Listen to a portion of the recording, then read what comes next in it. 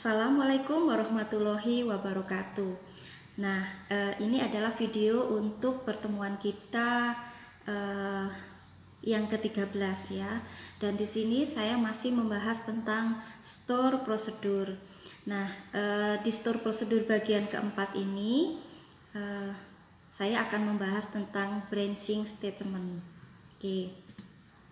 Seperti yang Anda lihat di slide saya halaman kedua ini adalah definisi dari branching statement. Branching statement atau dalam kata lain adalah pernyataan percabangan, adalah suatu pernyataan yang digunakan untuk mengambil keputusan terhadap satu atau lebih kemungkinan yang memenuhi syarat atau kondisi dalam bahasa pemrograman. Nah, Anda pasti ini semester lanjut ya, jadinya pasti sudah sering sekali menemukan branching statement. Nah, pasti nggak asing dengan pernyataan percabangan seperti if, case gitu ya. Nah, di dalam expression di MySQL itu dapat menggabungkan berupa variabel, operator, fungsi dan lain-lain. Dan yang nantinya akan bisa mengembalikan suatu nilai. Bisa nilai itu berupa nilai yang true atau false. Nah, atau selain true false juga bisa berupa nilai null gitu ya. Nah, pertama saya akan membahas tentang untuk statement if then. Nah, sebentar. Sebelum saya membahas di halaman 3 ini begini. Untuk if then itu sebenarnya ada tiga tahapan. Pertama itu adalah if, jika suatu kondisi terpenuhi, then maka dia harus melakukan apa gitu ya. Misal nih contohnya kalau dalam kehidupan nyata, jika cuaca mendung maka kita harus sedia payung. Sudah seperti itu. Itu adalah fungsi if yang paling sederhana. Jika cuaca mendung maka kita harus sedia payung. Nah, jika nanti inputannya adalah ternyata cuaca cerah gitu ya, berarti bagaimana? Apa yang harus dilakukan? Ini bisa jadi bisa dikatakan false atau mungkin null begitu ya, karena dia tidak ada kondisi lain jika tidak memenuhi kondisi itu gitu loh. Itu adalah satu kondisi. Yang paling sederhana adalah if then. Nah, kemudian lanjut satu tingkat lagi di atas if then adalah if then else. Nah, ini seperti ini contohnya. Jika cuaca mendung, then membawa payung gitu ya. Else kalau tidak membawa payung begitu ya. Misalnya jadi if cuaca mendung then membawa payung, else tidak membawa payung. Nah, seperti itu. Jadi ada dua kemungkinan ya. Jika inputan itu ternyata cuacanya mendung, maka nanti kondisi dari statement yang pertama yaitu membawa payung akan dilakukan. Tetapi jika ternyata cuacanya cerah gitu ya, maka dia tidak membawa payung. Seperti itu. Tetapi di sini ada kelemahannya. Misalnya ketika kondisi ini dua-duanya tidak terpenuhi, tidak mendung juga tidak cerah, tapi langsung hujan, misalnya seperti itu. Apa yang harus dilakukan? Nah, di sini tidak ada pilihan lain gitu ya. Jadi pilihannya kalau misalnya di situ jika cuaca mendung gitu ya, lalu membawa payung. Else tidak membawa payung. Jadi meskipun ternyata inputannya hujan, jatuhnya akan tidak membawa payung karena kondisinya yang diminta hanya ketika mendung saja, maka dia dianggap true. Selain itu adalah false. Oleh karena itu akan ada suatu jenjang if yang ketiga, yaitu if then else, if else lagi. Jadi ada if then else if, kemudian then else lagi. Nah, ini seperti yang Anda lihat di slide nomor 3 ini ya. Sintak if pada store prosedur seperti ini. Sebenarnya di store prosedur kita nggak langsung seperti ini ya. Kita mau pakai if yang tingkat pertama tadi yang saya jelaskan, hanya hanya pada tahapan if then saja bisa sebenarnya. Cuman yang saya jelaskan barusan mengenai if then else, if dan else itu adalah jenjang ketika kita membuat fungsi atau statement if seperti itu. Nah, di slide halaman ketiga ini kita membuat fungsi atau sintak if-nya ini sudah lengkap ya. Seperti yang di halaman kotak itu ya. Di halaman ketiga di kotak ini ada if search condition then statement list. Jadi kalau tadi saya bilang jika cuaca mendung then membawa payung gitu kan. Else if search condition then statement list. Mungkin yang di baris kedua jika cuaca cerah then maka tidak membawa payung gitu ya. Terus else statement list misalnya tetap membawa payung gitu ya. Mungkin yang di baris ketiga supaya jaga-jaga gitu ya apabila ternyata langsung hujan dan sebagainya seperti itu. Nah, ini nanti di kelas teori di kelas praktikumnya atau di bagian tutorialnya nanti kita akan belajar bagaimana cara menggunakan if mulai dari tahapan if then, if else then, dan if else if ya, kemudian else. Nanti kita coba kita praktekkan seperti itu ya. Oke, kita baca selanjutnya. Jika short condition, jadi ada short condition di kotak itu ya, itu diberikan nilai true, maka statement list pada bagian then atau else if itu yang akan dieksekusi. Yang mana? Baris pertama, statement list baris pertama, statement list baris kedua, atau statement list baris ketiga. Nah, ini yang dieksekusi nanti yang akan sesuai, yang nilainya true berdasarkan set condition tersebut, seperti itu. Jadi yang cocok yang mana? Nah, kalau tidak ada yang cocok, maka statement list yang digunakan adalah bagian else, yaitu di baris ketiga, seperti itu ya. Nah, halaman 4 di sini ada setiap statement list terdiri dari satu atau lebih pernyataan SQL dan tidak diizinkan kosong. Blok if and if seperti pada semua blok kontrol aliran lainnya harus diakhiri dengan titik koma. Oke. Ini adalah contoh statement penggunaan if ketika kita menggunakan di Navigate ya. Nah, kita melihatnya kalau dari baris ketiga ini kan kita membuat suatu prosedur store ya, store prosedur begitu ya. Nah, kemudian di baris ke-6 sampai baris ke-17 disinilah tempat kita menggunakan statement if and if seperti itu ya. Coba diperhatikan di sini inputannya adalah di baris ketiga inputannya adalah n dengan tipe datanya int, m tipe datanya int, dan data yang dikembalikan adalah berupa varchar dengan jumlah karakternya 20. Nah, we can declare as varchar 20 gitu ya. Jadi yang akan dikembalikan nanti adalah value-nya dari nilai S begitu ya. Kemudian kita masuk ke if and if-nya ya di baris ke-9. If n jika n lebih besar dari m, then set S sama dengan tanda petik tanda lebih besar. Jadi maksudnya begini.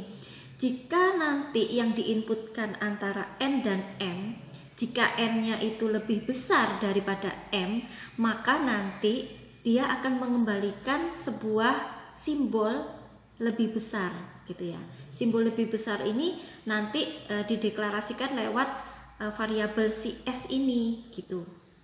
Kemudian di baris ke-10 else if. Nah, jadi jika pada statement yang pertama di baris ke-9 itu tidak terpenuhi, n bukan lebih besar dari m, maka apalagi ada pertanyaan apa? Else if ya, jika n ini sama dengan m, then set S sama dengan.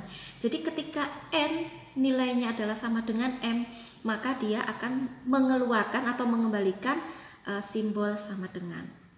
Bagaimana jika tidak memenuhi dua statement ini? Bukan lebih besar juga bukan sama dengan antara N dan M.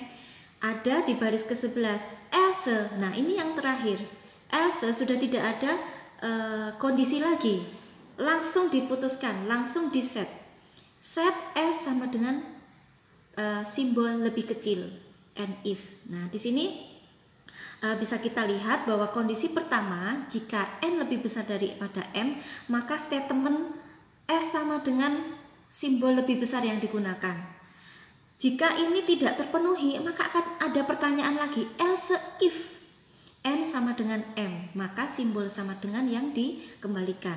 Jika kedua hal ini tidak sesuai atau tidak cocok dan tidak sama gitu ya, maka else yang di baris ke-11 yang akan dieksekusi, yaitu S sama dengan simbol lebih kecil.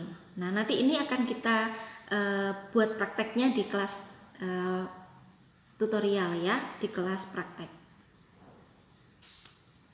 Saya lanjutkan ya, untuk di sini di halaman 5 ini kita masih menggunakan else ya. Kalau di sini bedanya begini, inputannya sama, kita punya inputan N dan M yang tipe datanya adalah int, tetapi data yang dikembalikan sama-sama varchar ya dengan yang tadi, cuman di sini dia menggunakan karakter sebanyak 50. Oke, karena di sini ada kata yang mau dituliskan ya. Kita langsung aja lihat di baris ke-9. If N sama dengan M, then set S sama dengan equal. Jadi kalau tadi kita pakai pakai simbol sama dengan, di sini pakai kata equal yang artinya sama dengan ya. Kemudian ada lagi else, if. Jadi if-nya ini saya tulis ke bawah. Else, if N lebih besar sama dengan M, then set S greater. Jadi lebih besar ya. Selain itu else set S sama dengan less. Jadi lebih kecil. Jadi kalau tidak memenuhi syarat sama dengan, tidak memenuhi syarat lebih besar, maka dia akan dianggap less atau lebih kecil. Ya. Kemudian di sini ada set lagi S concat is then gitu ya. Jadi ada kalimat apa sebelumnya is, kemudian nanti S-nya ini akan mewakili antara equal, greater atau less. Jadi is equal than gitu ya. Misalnya N is equal than M. Nanti akan seperti itu bunyinya. Nah, kemudian di baris ke-18 ada set lagi untuk S, di mana S ini nanti ada inputan N ya, sama output S dan inputan M. Nah, di mana nanti dia akan membuat baris kata yang seperti ini. Contoh ya, N is equal S gitu ya. S-nya tadi kita ganti dengan equal ya. N equal then M. Nah seperti itu. Ini ada tanda petik yang untuk mewakili S gitu ya. Dan ada tanda titik di belakangnya. Oke. Nah sekarang kita masuk ke statement yang kedua, yaitu case. Nah case ini sebenarnya mirip seperti if ya. Cuman kita lihat ya, kalau di case ini dia cara penulisannya lebih rapi. Kalau if kan if then else, if then else, then seperti itu ya. Jadi tumpuk gitu. Tapi kalau pakai case kita tidak seperti itu. Kita rapih penulisannya. Bisa dilihat di slide halaman ke-6 ini yang di kotak ini ya. Ada case value when value 1 then statement. When value 2 then statement, dan seterusnya else statement and case. Nah, dalam sintak ini pernyataan case sederhana secara berurutan dia akan membandingkan antara case value dengan when value 1, when value 2 dan seterusnya sampai dia menemukan yang cocok. Gitu ya. Misalnya gini, case membawa payung. When apa? When mendung, when cuaca cerah, when hujan, begitu ya. Yang cocok yang mana? Nanti yang cocok itu dia akan mengeksekusinya. Ketika case menemukan value yang sama dengan nilai when underscore tertentu, maka akan menjalankan pernyataan dalam klausa then yang sesuai. Jika case tidak dapat menemukan when value sama dengan case value, itu akan mengeksekusi pernyataan lain dalam klausa else di baris kelima ya. Jika klausa else tersedia, kalau nggak ada ya dia akan akan dianggap false seperti itu. Untuk statement case ini sebenarnya ada dua jenis ya, ada yang sederhana dan ada yang model pencarian. Sederhana kita sebutnya simple case, yang model pencarian kita sebutnya sebagai searching case. Kalau searching case ini bukan sekedar kayak tadi saya bilang when cuaca cerah, when nggak seperti itu ya. Nanti mungkin kita praktekkan aja. Jadi ketika when-nya itu ada suatu kondisi lagi yang agak panjang syaratnya, maka dia akan memenuhi then-nya itu, that statement di dalam then. Nanti di when yang kedua, when value yang kedua mungkin ada kayak gini, angka lebih besar sama dengan 10 dan lebih kecil sama dengan 20. Berarti rentangnya antara 10 sampai 20. Maka then melakukan statement tertentu. Nanti kalau angkanya antara 21 sampai 30 misalnya, statement yang kedua seperti itu.